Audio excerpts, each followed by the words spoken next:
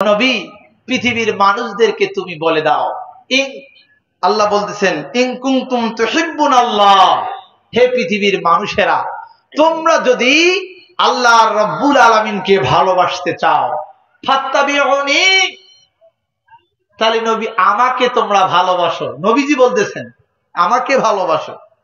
ইউহিব্বুকুমুল্লাহ, আল্লাহর নবীকে না, ফাত্তাবিউনি মানে আমার অনুসরণ করো। কার অনুসরণ? নবীজির অনুসরণ। কার অনুসরণ? নবীজির অনুসরণ। নবীজির অনুসরণ যদি করেন তাহলে আল্লাহ পরের আয়াতে পুরস্কার ঘোষণা করেছেন দুইটা। কথা বলেন কয়টা? আরো জোরে সবাই বলেন, পিছনের ভাইরা। দুইটা। এক নাম্বার আল্লাহ বলতেছেন ইউহিব্বুকুমুল্লাহ, যে বান্দা নবীর অনুসরণ করবে আমি আল্লাহ রাব্বুল আলামিন তাকে ভালোবাসবো। জোরে বলেন সুবহানাল্লাহ।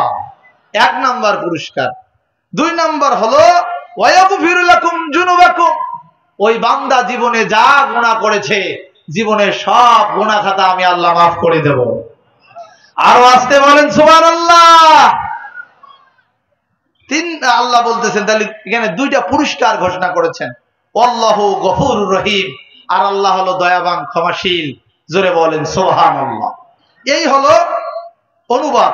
প্রিয় ভাইরা আমার, তাহলে এখানের মূল নির্যাস কথাটা হলো যে ব্যক্তি ফাত্তাবিউনি নবীজিকে অনুসরণ করবে, কথাটা কি বুঝতেছেন?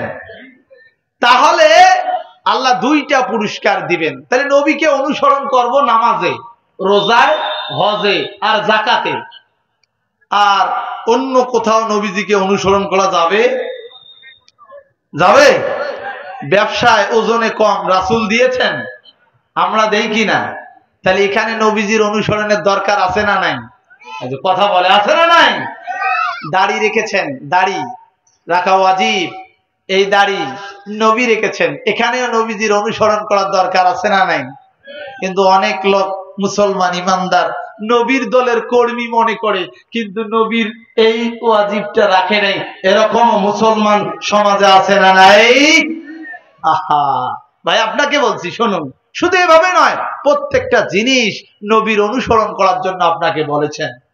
আসুন আমি একটা জিনিস দিয়ে শুরু করতে চাই। নবীর অনুসরণটা কি জিনিস? কবরে আমরা একটা লাশকে রাখি, কথা বলেন, আপনাদের এলাকায় রাখে না?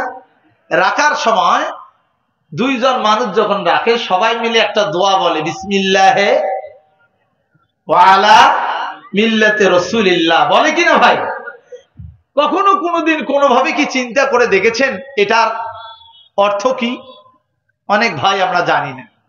এইটার দোয়া হলো বিসমিল্লাহে, আল্লাহর নামে রাসূলের দলে রেখে গেলাম। কার নামে? আল্লাহর নামে। কার দলে? মিল্লাত মানে হলো দল, মিল্লাত মানে কি? দল।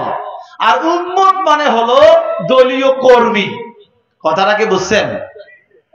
একটা মানুষ সারা জীবন নামাজ পড়ে নাই, রোজা রাখে নাই, ঘুষ খাইছে, সুদ খাইছে, চাঁদাবাজি, ধান্দাবাজি, জেনা, ব্যভিচার, রাষ্ট্রের কোটি কোটি টাকা দুর্নীতি করে দেশ থেকে বিদেশে পাচার করেছে, সেই মানুষটা যখন মারা যায়, সেই মানুষটাকে কি আমরা চকোলেটের মতো মোড়ায়া কবরে রাখার সময় এই দোয়াটা পড়ি কি পড়ি না? আরো আসতে বলেন, পড়ি কি পড়ি না? কি কইলাম? যে আল্লাহর নামে রাসূলের দলে রেখে গেলাম। কি কথাটা বুঝতেছেন কি আমার ভাইরা? তাহলে এই যে এই লোকটা নামাজ, রোজা, হজ, যাকাত, আল্লাহ বিল্লাহ, সুদ ঘুষ সব খাইলো, জীবনে আল্লাহ রাসূলের অনুসরণ করলো না, আমি যে তাকে কবরে রাখিলাম, এটা আপনি এবং আমি আমরা মিথ্যা সাক্ষী দিলাম কি দিলাম না? আরো আসতে বলেন, মিথ্যা সাক্ষী দিলাম কি দিলাম না? এটা এক। দুই নাম্বার হলো ওই লোকটা জীবিত থাকাকালীন রাসূল আকরাম সাল্লাল্লাহু আলাইহি সাল্লামের কোনো কাজ করে নাই। রাসূল উম্মত হিসাবে, দলীয় কর্মী হিসাবে নবীজির যা অনুসরণ করা দরকার কিছুই করে নাই, কিন্তু মরার পরে নবীজির দলে দেওয়া হলো। আচ্ছা, মরার পরে এই মরা মানুষটাকে নিয়ে নবীজি দল গঠন করে কি করবে ভাই বলেন তো? কোনো লাভ আছে? কথা বলেন, লাভ আছে? এইখানে যারা বাঁচি আছেন আপনাদেরকে নিয়ে কোন পার্টি রাজনীতি করলে তাদের লাভ আছে, কেন? একটা ভোটের দাম আছে, কথা বলেন ঠিক কিনা? কিন্তু যখন মারা যাবেন আপনাদের কোনো লাভ আছে? তাদের কোনো লাভ আছে? তা আমার রাসূলের কি ঠেকা বলছে?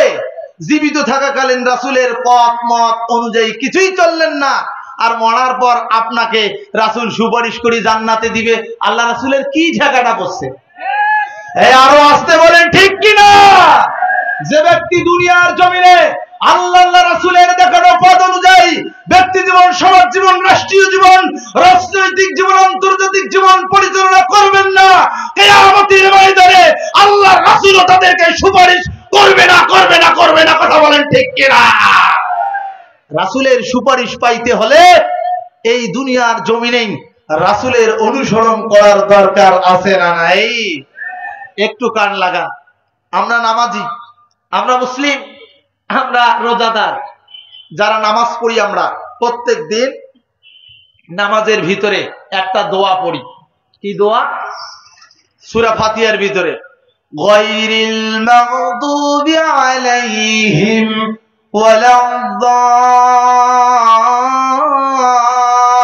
ওয়ালাদ-দাল্লিন। সবাই কয় আমিন, বলে না?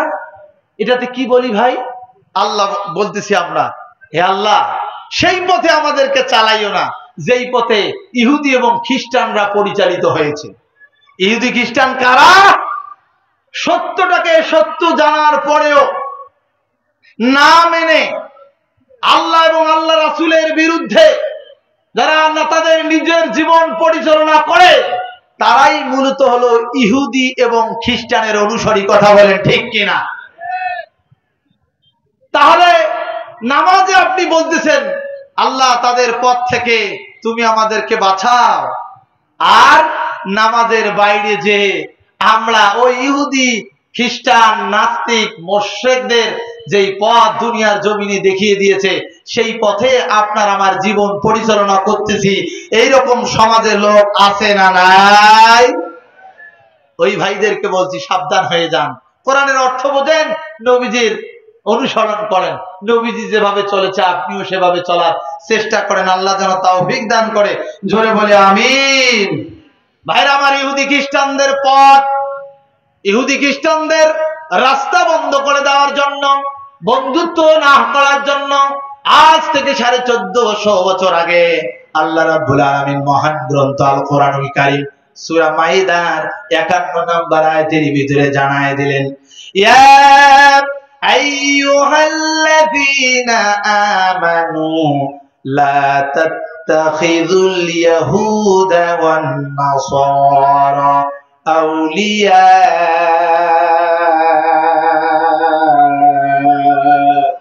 জোরে বলেন আল্লাহু আকবার। আল্লাহ বলেছেন, ইয়া আইয়ুহাল্লাযীনা আমানু, হে ঈমানদারগণ, লা তাত্তাখিযু, তোমরা গ্রহণ করো না ইহুদি এবং খ্রিস্টানদেরকে কি হিসাবে? আউলিয়া, অভিভাবক হিসাবে, বন্ধু হিসাবে, আইনদাতা হিসাবে, বিধানদাতা হিসাবে, তোমাদের পথ প্রদর্শক হিসাবে ইহুদি খ্রিস্টানদেরকে তোমরা মেনে নাও না। এই ঘোষণা যিনি দিয়েছেন বলেন তিনি কে? আরো বলেন তিনি কে? সঙ্গে সঙ্গে আল্লাহ কাকে মেনে নেব, কাকে বন্ধু বানাবো, কাকে আনুগত্য করব, কার নির্দেশে চলবো, সে কথাও কোরআনুল কারীমে আমাদেরকে নির্দেশ দিয়েছেন। জোরে বলেন আল্লাহু আকবার। ভাইরা আমার, গভীর কান লাগান। 4 নম্বর সূরা, সূরাটার নাম হলো নিছা। 59 নম্বর আয়াতের ভিতরে আল্লাহ রাব্বুল আলামিন জানায় দিলেন, ইয়া আইয়ুহাল্লাযীনা আমানু আতিউল্লাহ ওয়া আতিউর রাসূলা ওয়া উলিল আমরি মিনকুম। জোরে বলেন আল্লাহু আকবার। আল্লাহ ডাক দিয়ে বলেন, ঈমানদাররা তোমরা আল্লাহর আনুগত্য করবে, আল্লাহর বিধান মানবে, এরপরে রাসূলের আনুগত্য করবে, রাসূলের দেখানো পথে চলবে। আজ আল্লাহ রাব্বুল আলামিন কোরআন দিয়েছে, রাসূল ছিল এখন নাই, তারপরে তোমরা কার অনুসরণ করবে? এ ব্যাপারে আল্লাহ বলেছেন, ওয়া উলিল আমরি মিনকুম। কোরআন এবং হাদিস দিয়ে যে নেতা, যে ব্যক্তি এই দুনিয়ার জমিনে তোমাকে নির্দেশনা দিবে, ও পৃথিবীর মানুষেরা সেই মানুষের অনুসরণ করে তুমি তোমার জীবন পরিচালনা করবে। এই নির্দেশ যিনি দিলেন তিনি কে? এতগুলো মানুষ আল্লাহ কয় না। আরে ভাই, আল্লাহ কইলে গুনাহ হবে? আরো আসতে বলেন, গুনাহ হবে? দুহাত তোলেন সবাই দেখি, দেখেন তো কায় ডানে বামে না তোলে। লিল্লাহি তাকবীর। আল কোরআনের আলো, আলেম ওলামা যেখানে, লিল্লাহি তাকবীর।